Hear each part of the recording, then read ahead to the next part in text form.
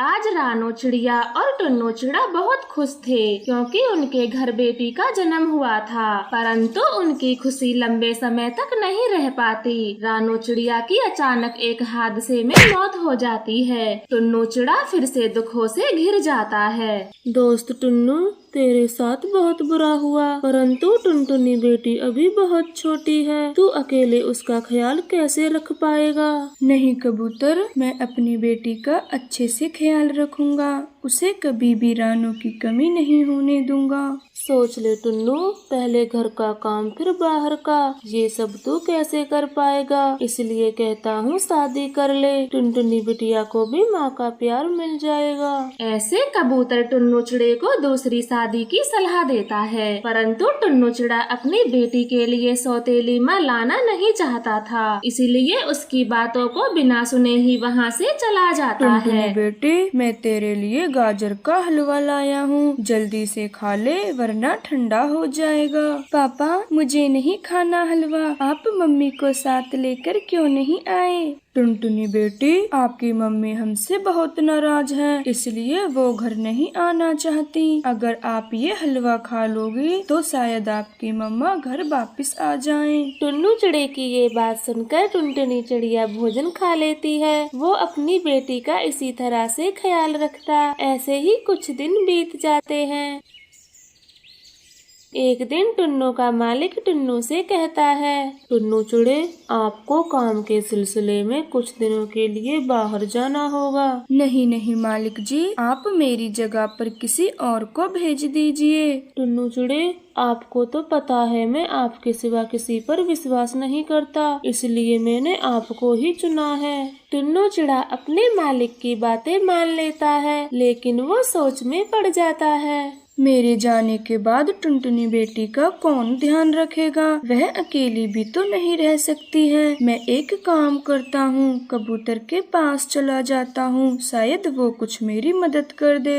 ऐसा सोचकर टुन्नू चिड़ा कबूतर के पास चला जाता है और उसे सारी बातें बताता है। देख टुन्नू, तुझे दूसरी शादी तो करनी पड़ेगी, वरना इस तरह से तो टुनटुनी बेटी को अकेला ही छोड़ना पड़ेगा। ठीक है दोस्त, मैं दूसरी शादी करने को तैयार हूँ। ठीक है टुन्नू चिड़े, मैं एक पूनम चिड़िया को जानता हूँ, मैं कल ही उससे आपकी शादी की बात करूँगा। नहीं नहीं कबूतर, पहले मैं उस चिड़िया से मिलना चाहता हूँ, उसके बाद करूँगा शादी। फिर कबूतर टुन्नू चिड़े को पूनम चिड़िया के घर ले जाता है और टुन्नू पूनम चिड़िया से कहता है, मेरी एक छोटी सी बेटी है जिसका आपको पूरा ध्यान रखना होगा। मैं इसके लिए आपको अच्छे पैसे दूंगा।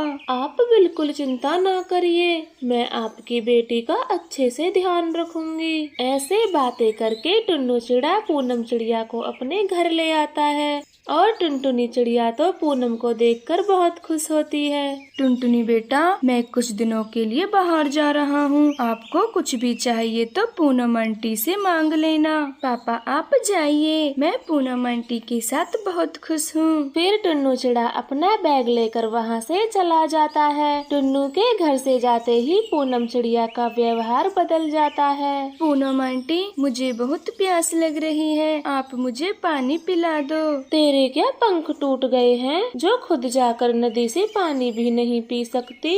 लेकिन आंटी, मुझे उड़ना नहीं आता है, इसलिए आप मुझे लेकर चलिए। क्या कहा? तुझे उड़ना नहीं आता? कोई बात नहीं, आज मैं तुझे उड़ना ही सिखा देती हूँ, फिर मुझसे पानी के लिए मत कहना। ऐसा कहकर पूनम चिड़िया टुनटुनी चिड़िया को उड़ना सिखाती है। देख टुनटुनी, दोनों पंखों को ऊपर उठा ले, फिर तू उड़ना सीख जाएगी और मैं तुझे थोड़ा धक्का देती हूँ। ऐसा कहकर पूनम चिड़िया टुनटुनी को ऊपर से धक्का देती है और टुनटुनी चिड़िया जमीन पर गिर जाती है। उसके बाजू से खून निकलना शुरू हो जाता है। अरे ये क्या हुआ टुनटुनी, तेरी बाजुओं से तो खून निकल रहा है। आंटी, मुझे बहुत दर्द हो रहा है, आप पापा को बुला दीजिए। टुनटुनी, तेरे पापा तो दूसरे शहर गए हुए हैं, फिर मैं उन्हें कैसे बुलाऊं? फिर पूनम चिड़िया टुनटुनी को घर के के अंदर ले जाती है और खुद आराम से घोंसले में सो जाती है, लेकिन टुनटुनी चिड़िया का बिल्कुल ध्यान नहीं रखती। अरे आंटी तो सो गई हैं और मेरे बाजुओं से कितना खून निकल रहा है, मुझे पानी भी नहीं पिलाया। बेचारी टुनटुनी चिड़िया खुद ही अपनी बाजुओं की पट्टी करती है और बिना पानी पिए ही अपने घोंसले में लेट जाती है। इसी तरह से कुछ दिन गुजर जाते हैं। अरे टुनटुनी, अब तो तुझे उड़ना आ गया होगा, जा मेरे लिए भोजन लेके आ। आंटी, अभी मेरे बाजुए ठीक नहीं हुए हैं तो मैं कैसे भोजन ला पाऊंगी? बहुत दिनों से इन बाजुओं का बहाना बना कर बैठी है, मेरे लिए कैसे भी करके भोजन लेके आ, तभी घर के अंदर आना। ऐसा कहकर पूनम चिड़िया टुनटुनी चिड़िया को घर से बाहर निकाल देती है। मुझे तो ये भी नहीं पता कि भोजन लेने किस दिशा में जाते हैं, परंतु मुझे थोड़ा भोजन तो खोजना ही पड़ेगा, वरना मैं खाली हाथ घर कैसे जाऊंगी। फिर टुनटुनी चिड़िया भोजन खोजने लगती है और शाम भी हो जाती है और टुनटुनी को कुछ अनाज के दाने मिल जाते हैं। वो उन्हें लेकर घर आ जाती है। ला इधर दे ये दाने, कब से भूखी बैठी हूँ इनके इंतजार में। पूनम चिड़िया वो दाने खा लेती है और सो जाती है। टुनटुनी भी थकी हारी अपने घोंसले में लेट जाती है और अगली सुबह टुन्नू चिड़ा अपने घर वापस आ जाता है। अरे टुनटुनी बेटी, आपकी बाजुओं में ये चोट कैसे लगी? टुन्नू जी, इसको उड़ना सीखना था, मैंने तो बहुत मना किया, परंतु इसने मेरी एक भी बात नहीं मानी और उड़ने चली गई। बस तभी ये चोट इसको लग गई है। बेटी टुनटुनी, आपको आंटी की बात माननी चाहिए थी। अब अगली बार से आंटी की हर बात को मानना। टुनटुनी बेटी इधर आ, मैं तुझे भोजन खिला देती हूँ। अभी आपकी बाजुएं पूरी तरह से ठीक नहीं हुए हैं। ऐसा नाटक करके पूनम चिड़िया टुनटुनी चिड़िया को अपने पंखों से भोजन खिलाने लगती है। यह सब देखकर टुन्नू चिड़ा सोचने लगता है, पूनम चिड़िया तो बहुत अच्छी हैं, ये मेरी बेटी का कितना ख्याल रख रही हैं। अब मैं पूनम चिड़िया से ही शादी करूँगा। ऐसा सोचकर टुन्नू चिड़ा पूनम चिड़िया से कहता है, पूनम जी, उस दिन मैं और कबूतर आपसे शादी की बात करने आपके घर गए थे, परंतु मैं पहले देखना चाहता था कि आप टुनटुनी का ध्यान कैसे रखती हो, और आपने कर दिखाया। तो क्या आप मुझसे शादी करने को तैयार हो?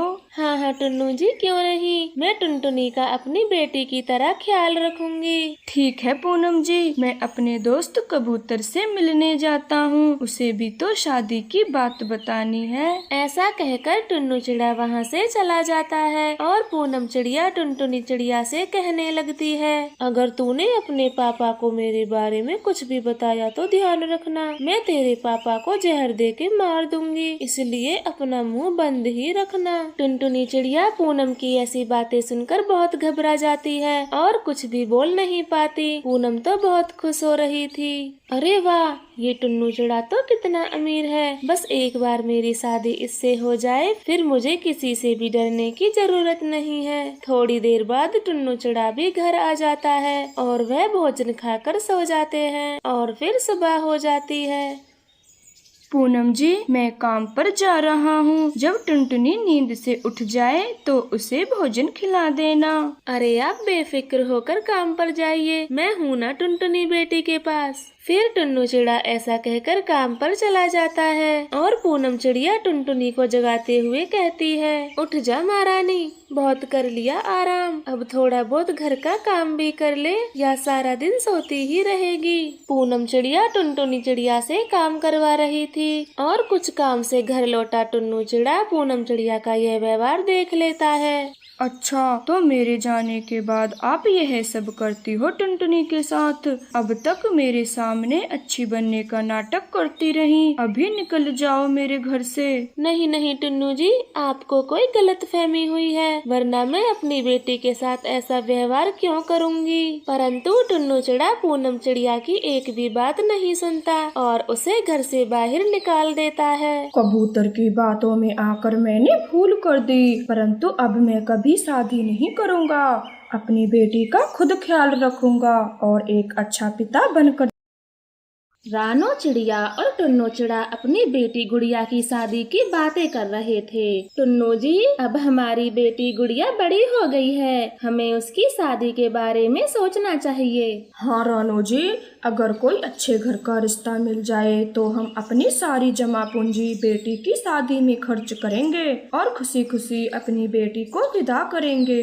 रानो, मैं गुड़िया के लिए एक अच्छे घर का रिश्ता लाई हूँ। लड़का बहुत पढ़ा लिखा और सुशील है। ये तो आपने बहुत अच्छा किया गौरी बहन, हम अभी गुड़िया की शादी की ही बात कर रहे थे। तो ठीक है रानो, मैं कल लड़के वालों को आपके घर ले आऊंगी। अगर गुड़िया बेटी पसंद आ गई तो जिंदगी भर सुख बरतेगी।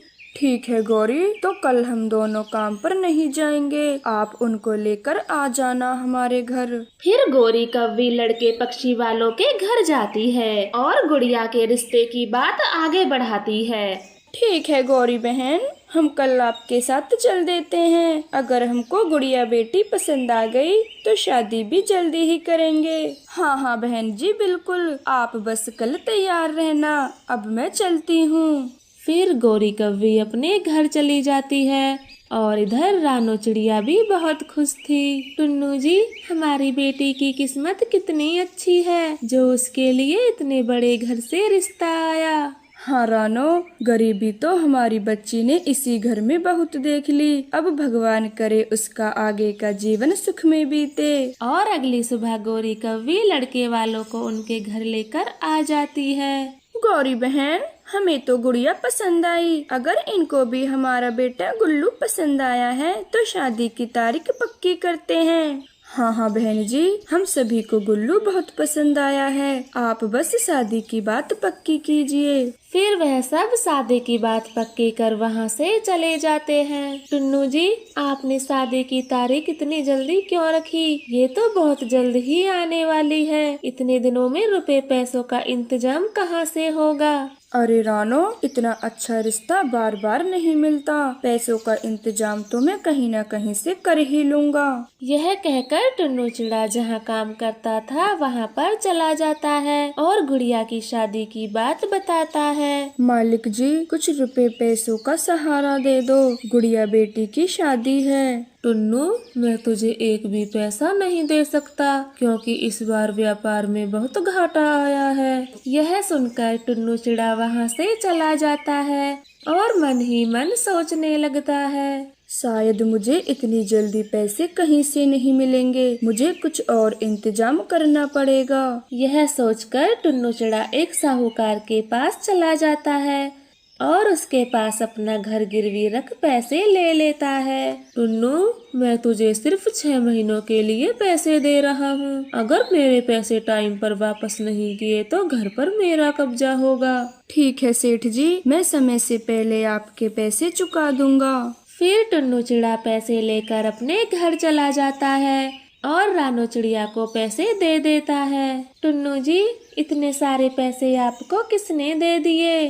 रानो, मैं आपसे झूठ नहीं बोलना चाहता। मैंने ये घर मोती सेठ के पास गिरवी रख दिया है। टुन्नू जी, आपको घर गिरवी नहीं रखना चाहिए था। अगर मोती सेठ के पैसे 2 दिन भी लेट हो गए तो वो हमारे घर पर कब्जा कर लेगा। आप चिंता न करें रानो, 6 महीने का समय है हमारे पास। जब तक हम ये पैसे आराम से लौटा देंगे। फिर टुन्नू और रानो चिड़िया पैसे लेकर बाजार चले जाते हैं और शादी का सामान खरीदना शुरू कर देते हैं। रानो जी, आखिर हमारी बेटी हमें छोड़कर चली जाएगी। मेरा तो उसके बिना मन भी नहीं लगेगा।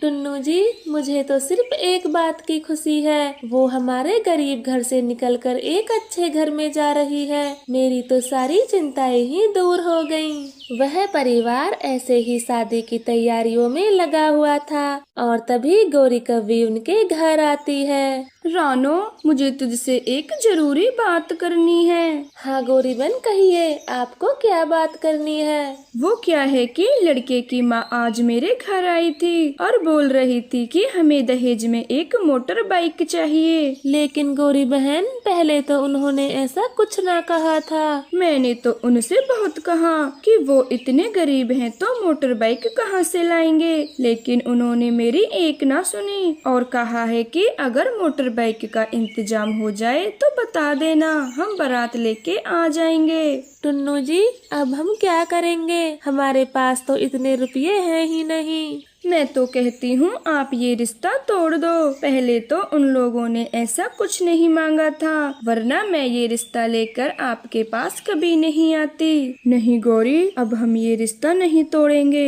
आप मुझे शाम तक का और समय दीजिए। टुन्नू जी, अब आप पैसे कहाँ से लाओगे? घर को तो पहले ही गिरवी रख चुके हो।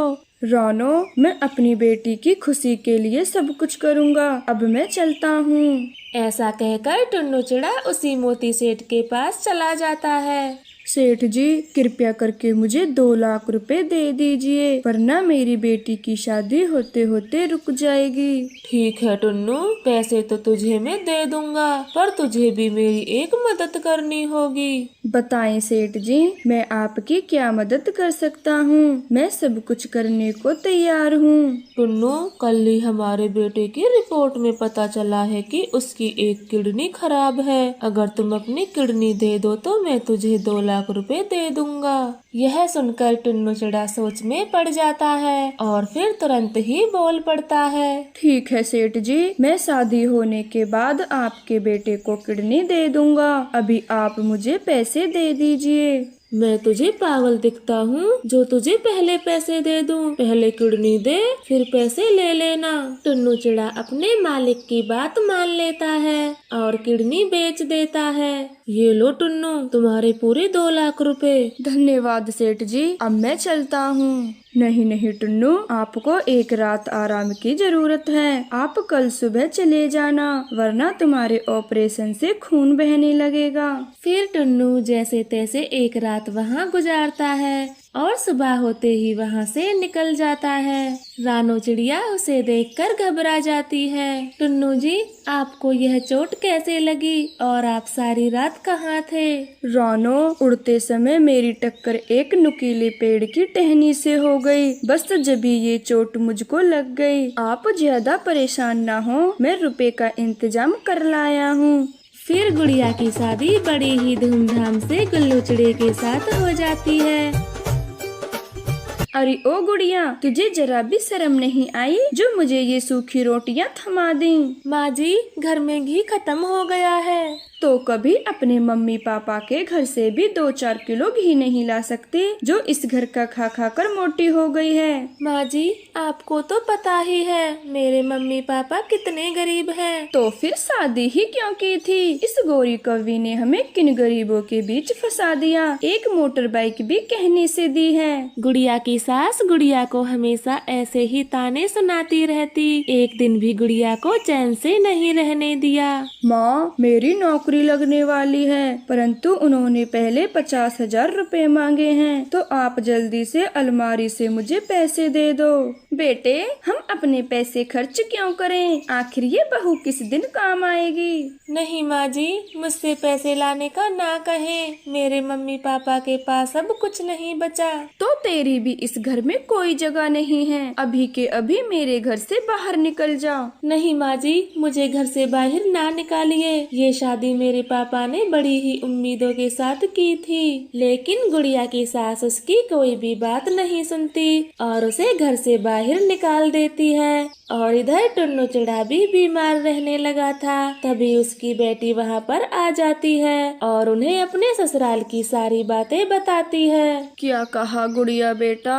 आपको उन्होंने घर से बाहर निकाल दिया? मैंने इस शादी के लिए क्या कुछ नहीं किया था। अपनी बेटी को ससुराल से निकाले जाने की खबर सुनकर पापा चिड़िया को बहुत गहरा सदमा लगता है और तुरंत ही उसकी मौत हो जाती है। गुड़िया का तो रो रो कर बुरा हाल था। तो प्यारे दोस्तों, हमें इस कहानी से यह सीख मिलती है, हमें दहेज के लालचियों के साथ रिश्ता कभी नहीं जोड़ना चाहिए।